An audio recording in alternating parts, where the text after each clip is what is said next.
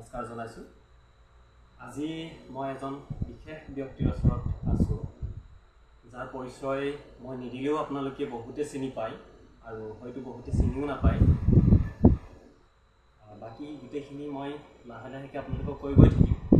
তাৰ আগতেই মই মোৰ ফালৰ পৰা সৰুকৈ মোৰ কাষত যিজন ছাৰ বহি আছে, ছাৰক মই ৱেলকাম কৰিব বিচাৰিছোঁ।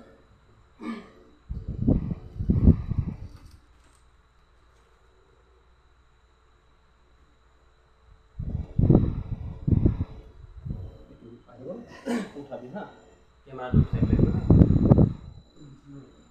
ছাৰ, প্ৰথমে মোৰ চেনেললৈ আপোনাক স্বাগতম জনাইছোঁ। নমস্কাৰ।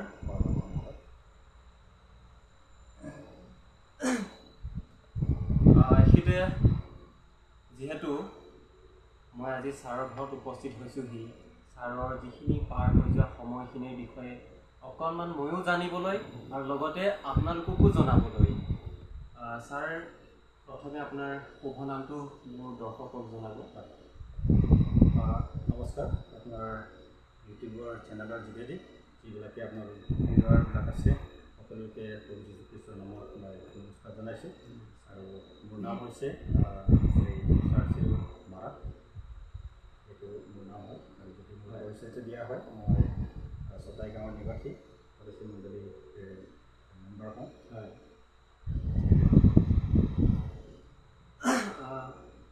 ছাৰ, যিহেতু এতিয়া আপুনি এজন ৰেভাৰেণ্ড হয়, তো ৰেভাৰেণ্ড নোহোৱাৰ আগমুহূৰ্তত আপুনি কি কৰিছিল? হয়, মোৰ তাৰ আগতে মই 1999 চনত মই ইণ্ডিয়ান আৰ্মি জইন কৰিছিলোঁ।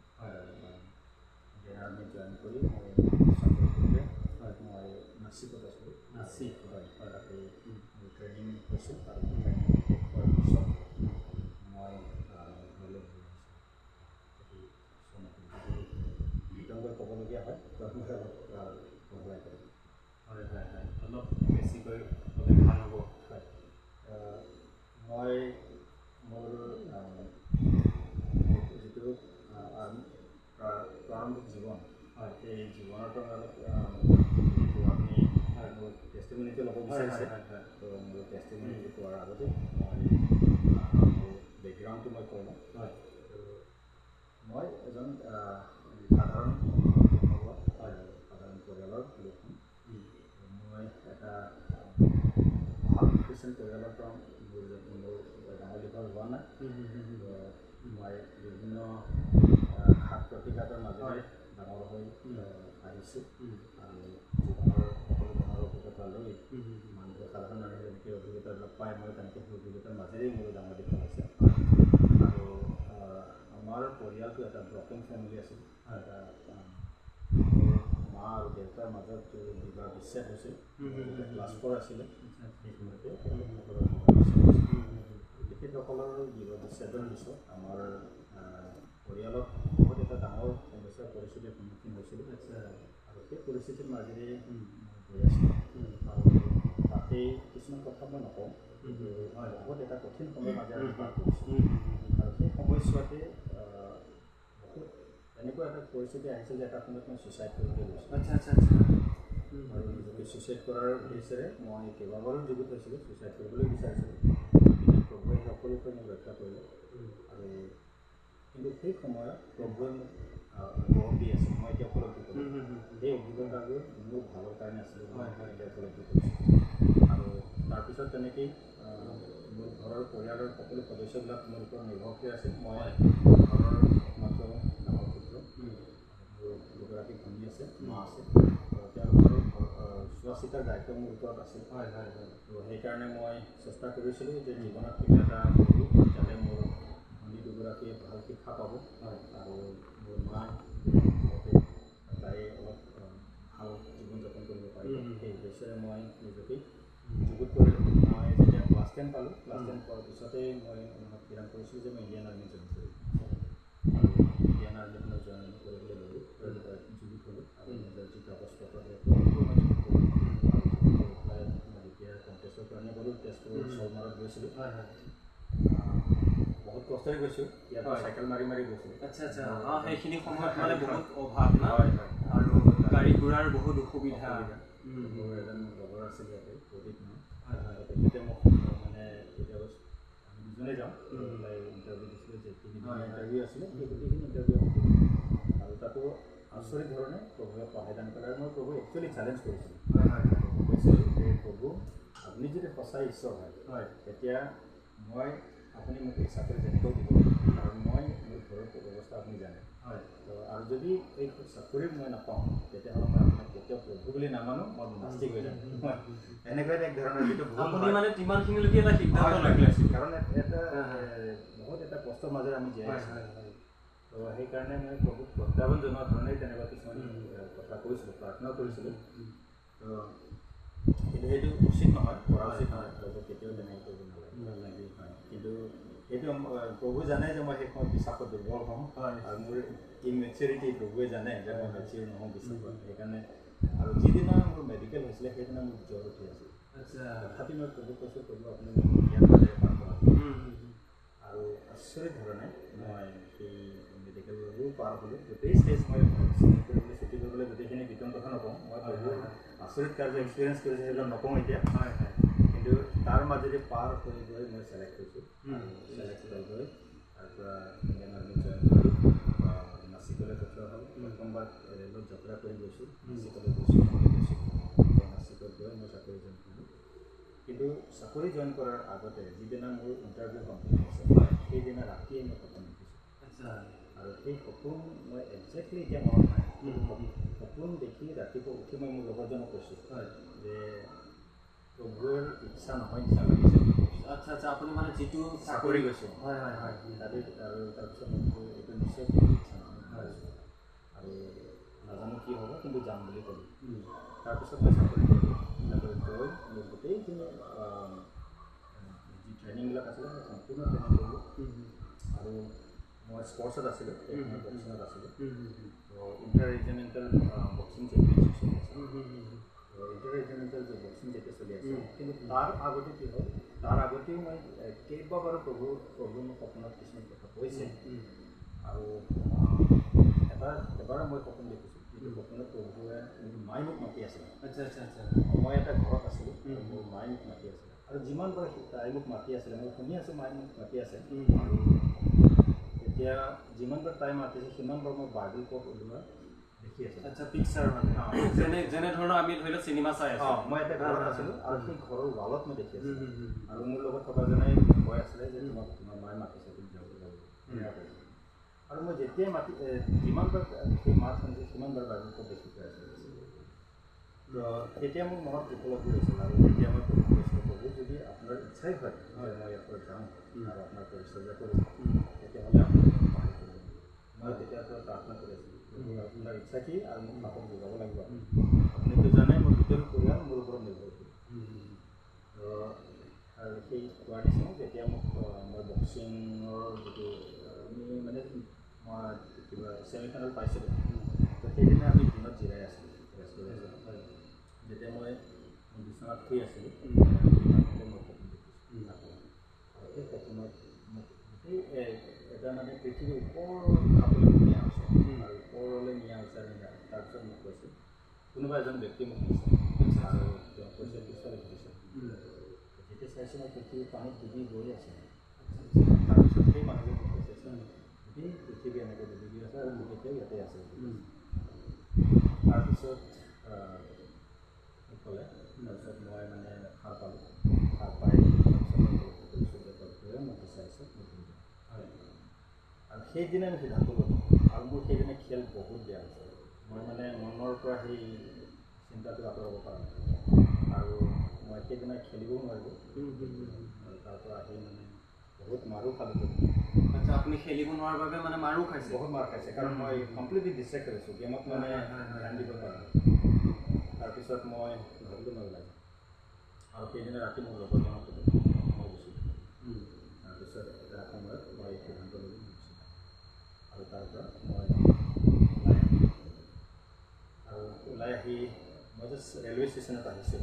ৰেলৱে ষ্টেচনত আহি মই প্ৰভুক কৈছোঁ, প্ৰভু মই গৈ আছোঁ মই নাজানো মই ক'লৈ যাম আপুনি জানে মোৰ হাতত টকা পইচা লোৱা নাই একো নাই আৰু মই আকৌ গৈ আছোঁ মই মনত চিন্তা ভাবি লৈছোঁ যে যিটো ট্ৰেইন প্ৰথম আহিব মই তাতে গুচি যাম মানে যলৈকে যায় যলৈকে তাতে যাব মই মানে এতিয়া ঘৰলৈও আহিবলৈ মোৰ চিন্তা লাগিছে কিন্তু মই থাকিব পৰা নাই তাৰপিছত মই চেন্নাই যোৱা ট্ৰেইন আহিছোঁ চেন্নাই গুচি গ'লোঁ চেন্নাই গৈ মই ৰাতি প্ৰায় 8টা মানত চেন্নাই পাই মই তাতে এটা প্ৰাৰ্থনা কৰা কৰ্ম বিচাৰি আছোঁ তেতিয়া মানে জিজাছ কলেজ যিটো মিনিষ্ট্ৰী আছে সিহঁতৰ এই প্ৰেয়াৰ চেণ্টাৰটো প্ৰেয়াৰ চেণ্টাৰটো দেখি পাই মই ভিতৰলৈ গ'লোঁ তাতে ছোৱালী এজনী আছিলে আৰু তাই ওলাই আহি পেলাই মোক ক'লে যে ছাৰ আপোনাক কি পঢ়াই তাৰপিছত মই তাইক ক'লোঁ পৰিচৰ্যা কৰিম বুলি নিজকে সমৰ্থন কৰিব বিচাৰিছোঁ প্ৰাৰ্থনা কৰিব বিচাৰিছোঁ তাৰপিছত তাই মোক এটা ৰুম দিলে সেইখিনি ৰাতিপুৱাই প্ৰাৰ্থনা কৰিব পাৰোঁ আৰু মই প্ৰাৰ্থনা কৰি মই ওলাই আহোঁতে অন্য এজন ব্যক্তি যেতিয়া হাইৱে কাষত মই থিয় হৈছিলোঁ মই নাজানো মানে ক'লৈ যাম সেই সময়তে এজন মানুহ আহিছে আৰু সেই মানুহজনৰ নাম মোৰ জাষ্ট এইটো মনত আছে যে মাগিল নামৰ এজন মানুহ সেই মানুহজনে কৈছে যে মোক ক'লে ইংলিছতে ক'লে যে আপুনি মোৰ লগত আহক আৰু সেই অটো হায়াৰ কৰিছিলে মই হোটেল বিচাৰি আছিলোঁ কিন্তু মোৰ তাত মানে যথেষ্ট পইচা নাছিলে মাত্ৰ 500 টকা এটা আছিল 500 টকাটো মই তেনেকৈ ভালকৈ হোটেলত থাকি খাব খালে মানে আকৌ শুবলৈ নহ'ব তাৰপিছত সি যেতিয়া মোক ক'লে আপুনি মোৰ লগত আহক বুলি ক'লে মই তাক অটো পামনে বুলি সুধিছিলোঁ আপুনি মোৰ লগত তাৰ পৰা সি মোক লৈ গৈ এটা থিয়লজিকেল ইনষ্টিটিউশ্যন আছিলে চেমিনাৰী সেই বাইবেল চেমিনাৰীত মোক লৈ গ'ল আৰু লৈ গৈ পেলাই সিহঁতে তামিল ভাষাত কি ক'লে কথা পাতিলে নাজানো তাৰপিছত মোক তাত কৈ আহিলে আৰু মোক ক'লে আপুনি কিমান দিন থাকিব বিচাৰে থাকি যাব তাৰপিছত মই তাত থাকিলোঁ তাতে এজন মানুহ আছিলে তাৰ নাম মজেছ নামৰ সেই মানুহজন ওলাই আহিলে কথা পাতিলে তাৰপিছত মোৰ কথাবিলাক সুধিলে কথাবিলাক মই তেওঁক ক'লোঁ তাৰপিছত তেওঁ মোৰ লগত কথা পাতিলে আৰু তেনেকৈ কৰি তেওঁ আকৌ এবাৰ পঢ়াইছে আৰু সেইটো তাৰ আগতে যদিও মই প্ৰভু যীশু খ্ৰীষ্টক জানিছিলোঁ কিন্তু মই প্ৰভু যীশু খ্ৰীষ্টক নিজৰ ব্যক্তিগত প্ৰভু আৰু কাম কৰালৈকে তাৰ আগতে কেতিয়াও আমন্ত্ৰণ কৰা নাছিলোঁ গ্ৰহণ কৰা নাছিলোঁ মই জানিছিলোঁ প্ৰভু সঁচা মই বাইবেল অধ্যয়ন কৰিছিলোঁ আৰু প্ৰভুৰ লগত এটা ৰিলেশ্যনশ্বিপ আছিলে প্ৰাৰ্থনা কৰিছিলোঁ কিন্তু কেতিয়াও তাৰ আগতে প্ৰভুক মই নিজৰ জীৱনলৈ কেতিয়াও আমন্ত্ৰণ কৰি দিছিলোঁ আৰু সেইদিনা দুপৰীয়া মই ভাত খাই আছিলোঁ ভাত খাই থাকোঁতে সি মোক কৈ আছিলে যে প্ৰভু যীশু খ্ৰীষ্ট কিয় আহিলে মই এনেকৈ ডেস্কত বহি খাই আছোঁ সি ইফালে খাৰা হৈ কৈ আছে এই প্ৰভুৱে প্ৰভু যীশু খ্ৰীষ্টই আমাক আহৰণ কৰিলে যে আমাক মোৰ নিচিনা আমাৰ নিচিনা স্বৰ্গ এৰি এই জগতলৈ আহিলে আৰু যেতিয়া তেওঁ ক্ৰুচত যীশু খ্ৰীষ্টৰ সেই মৃত্যুৰ কথা তেওঁ বৰ্ণনা কৰি আছে তেতিয়া মোৰ মানে চকুৰ পৰা চকু পানী ওলাই আহিল আৰু সেই তেতিয়া মোৰ প্ৰথম কনভিকশ্যন হৈছে যে মই পাপী মোক যে প্ৰভুৰ আৱশ্যকতা আছে আৰু প্ৰভুক যে মই অন্তৰলৈ আমন্ত্ৰণ কৰিব লাগিব সেই কথা কেইদিন উপলব্ধি কৰিলোঁ আৰু মই 1999 6 ডিচেম্বৰৰ দিনা প্ৰভু যীশু খ্ৰীষ্টক ব্যক্তিগত ৰূপৰে পালন কৰিছোঁ এই ৰাতিয়ে মই প্ৰভুক সমৰ্থন কৰিছোঁ আৰু কৈছোঁ প্ৰভু আজিৰ পৰা যে মই জীয়াই আছোঁ মই আপোনাৰ কাৰণে ত' সেইদিনাৰ পৰা মই নিজকে প্ৰভুক সমৰ্থন কৰিলোঁ আৰু তাৰপিছত মই ঘৰলৈ ঘূৰি আহিবলৈ কৰিম তাৰপিছত মই সাহস পাইছোঁ যে মই ঘৰত ঘূৰি যাব পাৰিম আচ্ছা যেতিয়া আপুনি তাৰ পৰা ঘৰলৈ উভতি আহিল তো ঘৰৰ মানুহে আপোনাক গালি দিছিল নেকি যে ইমান ধুনীয়া এটা চাকৰি পাইছে চাকৰি বাদ দি আকৌ কিয় উভতি আহিলে তো কোনোবাই আপোনাক প্ৰলোভন দিছে নেকি টকা পইচা কিবা লোক দেখাইছে নেকি যে ইমান ধুনীয়া এটা চাকৰি এৰি পেলাই যে গুচি আহিছা তেনেকুৱা কিবা আহিছিলে নেকি আপোনাৰ তাত হয় মই কৈ আছোঁ তাৰপিছত কি হ'ল মই এইটো কথা কি কৰিলোঁ মই যেতিয়া ঘূৰি আহিব বিচাৰিছোঁ তাৰ আগদিনা সেই মানুহজন আকৌ দুনাই ঘূৰি আহিছিল মোক লগ কৰিবলৈ আৰু তেওঁ মোক এটা কাৰ্ড দিছে তেওঁ এটা শ্বিপিং কোম্পানীত কাম কৰে আৰু তেওঁ মোক ক'লে যে মই কিয় আহিছিলোঁ আপুনি জানেনে বুলি ক'লে সেইদিনাৰ ৰাতি সপোন দেখিছোঁ আৰু সেই সপোনত কৈছিল যে এজন ল'ৰা মই তোমাক সপোনত দেখি পাইছোঁ আৰু সেই ল'ৰাজন আহি আছে তুমি ওলাই যাব আৰু তেওঁক লগ কৰিবা তেওঁ তোমাৰ দৰকাৰ আছে মই সেই সপোন দেখি পেলাই আহিছোঁ তোমাক ল'বলৈ নহ'লে মই তোমাক অটত উঠিবলৈ নক'লোঁ বুলি ক'লে তাৰপিছত সি আহি মোক পইচা কিমান টকা দিলে 1000 টকা টিকেট বুলি টিকেটৰ কাৰণে। তাৰপিছত তাত দি সি মোৰ কাৰণে মানুহ পঠাই টিকেট কাটাই দিলে আৰু তাৰ আগতে কৈছিল কাটাই দিছিল, কাটাই দিয়াৰ পৰা তাৰপিছত সি গুচি গ'ল। তাৰপিছত মোক কৈছিল যে আমি চবেই পৃথিৱীটো লগ নাপাম, কিন্তু চবতে সেই কথাবোৰ মনত আছে। তাৰপিছত যিদিনা মই আহিবলৈ ওলালোঁ, আহিবলৈ ওলোৱাৰ সময়ত কি হ'ল, মোৰ যিখন ট্ৰেইন আছিলে সেইখন ট্ৰেইনটো এটা কাৰণত কেঞ্চেল হ'ল। তো কেঞ্চেল হোৱাৰ পিছত এতিয়া সিহঁতেতো মোক আহি পেলাই চেন্নাই যিটো ৰেলৱে ষ্টেচন জংচন আছে তাত ড্ৰপ কৰি গুচি গ'ল। তাৰপিছত মই যেতিয়া যাবলৈ লৈছোঁ গম পাইছোঁ তেতিয়া ট্ৰেইন কেঞ্চেল হৈছে। তাৰপিছত মই নাজানো এতিয়া ঘূৰি যাব নোৱাৰোঁ, মোৰ তাত এতিয়া মোৰ সেই 500 টকাটোহে আছে, তাৰ বাহিৰে আৰু পইচা নাই। তাৰপিছত মই উপায় নাপায় মই প্ৰভু মই যাম, কিন্তু আপুনি নকয়। তাৰপিছত মই প্ৰাৰ্থনা কৰিলোঁ, গুৱাহাটী আহি থকা অন্য এটা ট্ৰেইনত আৰু উঠি আহিলোঁ। যেতিয়া উঠি মই তাত বহিলোঁ, বহাৰ পিছত তেনেকৈ এটা ৰিজাৰ্ভেশ্যন ডাবতে নাছিলোঁ, এটা চিট খালী আছিলে, মই ওচৰত বহি গ'লোঁ। এজন মানুহ আছিলে উৰিষ্যা গৈ আছিলে। তাৰপিছত সেই মানুহজনে ক'লে আপোনাৰ টিকেটটো ক'ত দিলে? মই কৈছোঁ টিকেট নাই, মোৰ কেঞ্চেল হৈছে। ক'লে যে আপুনি টিকেট গৈ পেলাই লগ কৰক আৰু টিকেট কাটি লওক, নহ'লে ৰাস্তাত ধৰিব বুলি ক'লে। তাৰপিছত মই টিটি গৈ পেলাই ক'লোঁ যে ছাৰ মোৰতো পইচা নাই, 500 টকা আছে, মই খাবলৈ ৰাখিছিলোঁ, আপুনি যদি ৰাখি ৰাখক, মোক গুৱাহাটী যাবলৈ মোক সহায় কৰক বুলি ক'লোঁ। তাৰপিছত ক'লে নাই নাই মই এতিয়া কৰিব নোৱাৰোঁ, তই যাম মই পিছত। তাৰপিছত মই আহি পেলাই উঠি গ'লোঁ।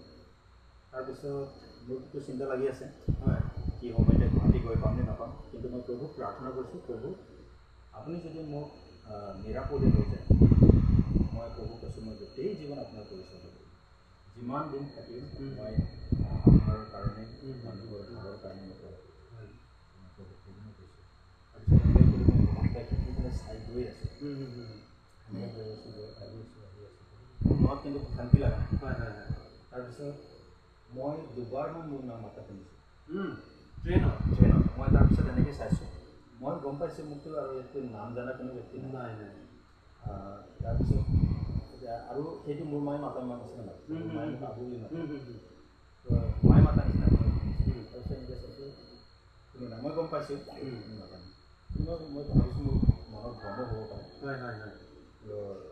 কিন্তু মই এইটোও ভাবিছোঁ যে প্ৰভুৱে মোক আশ্বাস দিব বিচাৰে যে তুমি চিন্তা হয়।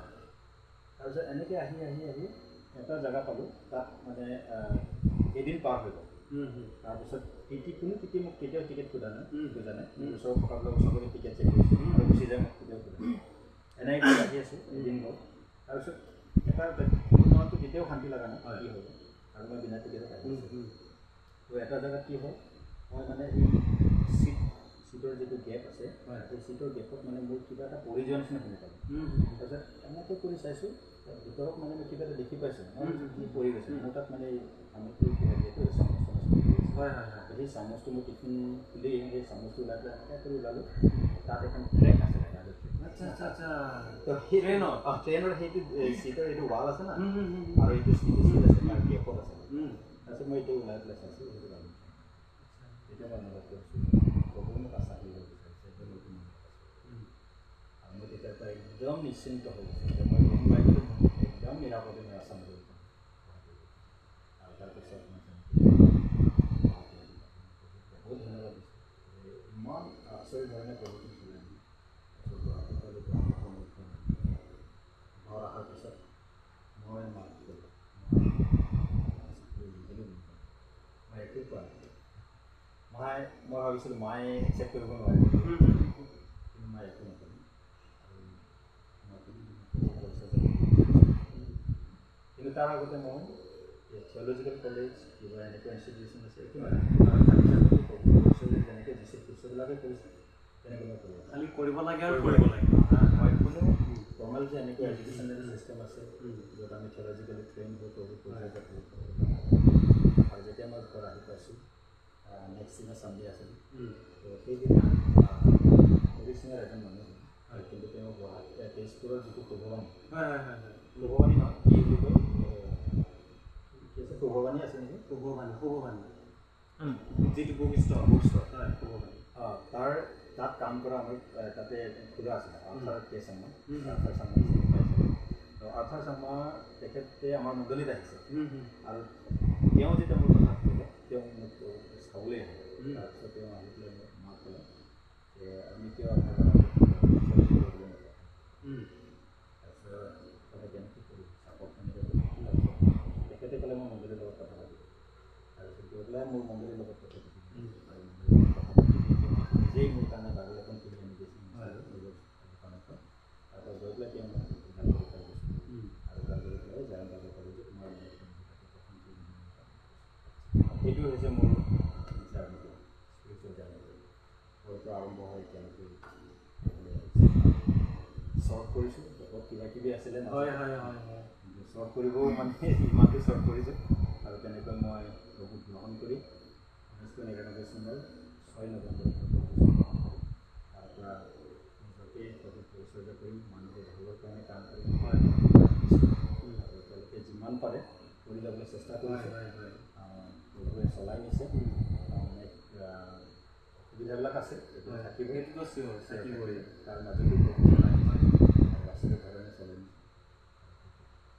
আচ্ছা সেইখিনিৰ পৰা আপুনি এতিয়া বৰ্তমান ৰেভাৰেণ্ট পদত আছে সেইটো কেনেকৈ আহিল তাৰ উপৰিও আপুনি যিখিনি এটা কথা কৈছে যে যিহেতু আপুনি বেলেগক শুশ্ৰূষা কৰাৰ কথা কৈছে আপুনি বেলেগক শুশ্ৰূষা কৰাৰ কথা কৈছে যিহেতু সঁচাকৈ আপুনি সেইখিনি দায়িত্ব এতিয়া পালন কৰি আছে সেইখিনি আপুনি এতিয়া দায়িত্ব পালন কৰি আছে যিহেতু আমাৰ ভাৰতৰ বাহিৰতো আপোনাক চিনি পায় কাৰণ আপুনি যিটো এটা ভাল এটা কাম কৰি আছে কাৰণ যিটো কথা কৈছিলে আপুনি যে মই বেলেগক শুশ্ৰূষা কৰিব লাগে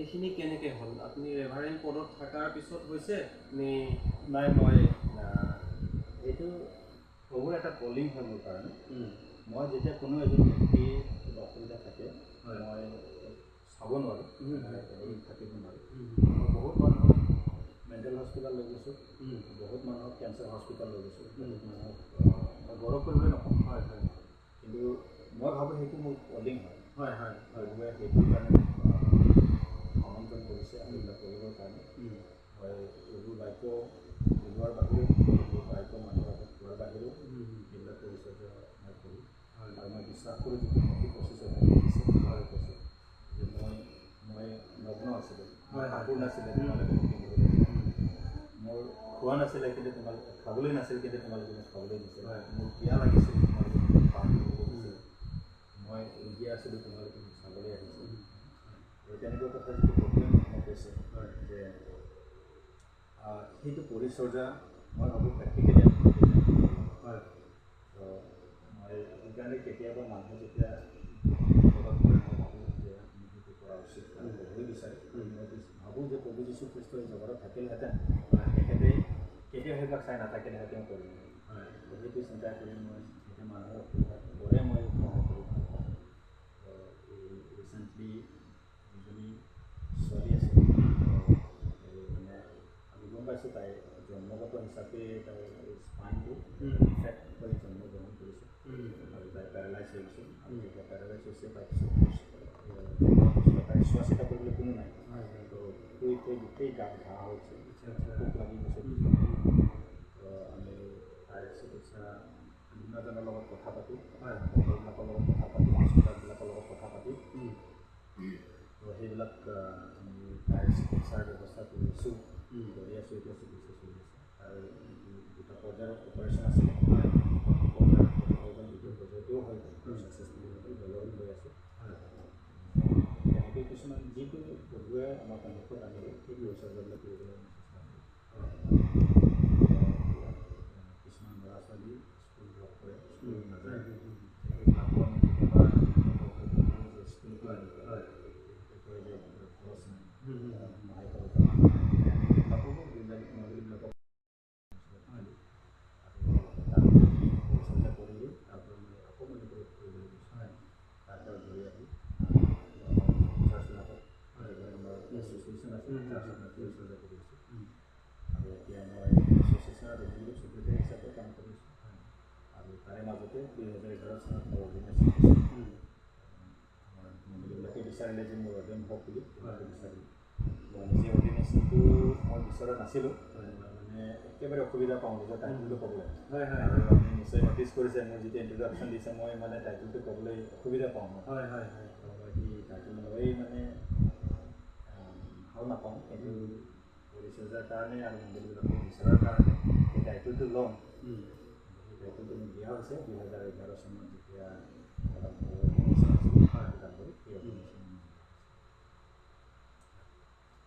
সঁচাকৈ আপোনাৰ যিখিনি পাৰ হৈ যোৱা সময়ৰ যিটো টেষ্টিমনি সেইখিনি শুনি খুব ভাল পালোঁ। ঈশ্বৰে আপোনাক আৰু আশীৰ্বাদ কৰক আপোনাৰ মিনিষ্ট্ৰীত, আৰু আপুনি যিহেতু এতিয়া বহুত ল'ৰা ছোৱালীক আপুনি সহায় কৰি আছে, তো তেনেকৈ সেই কাৰ্যত ঈশ্বৰে আপোনাক আশীৰ্বাদ কৰক। আৰু যিসকল আজি ল'ৰা ছোৱালী খাবলৈ পোৱা নাই, কোনোবাই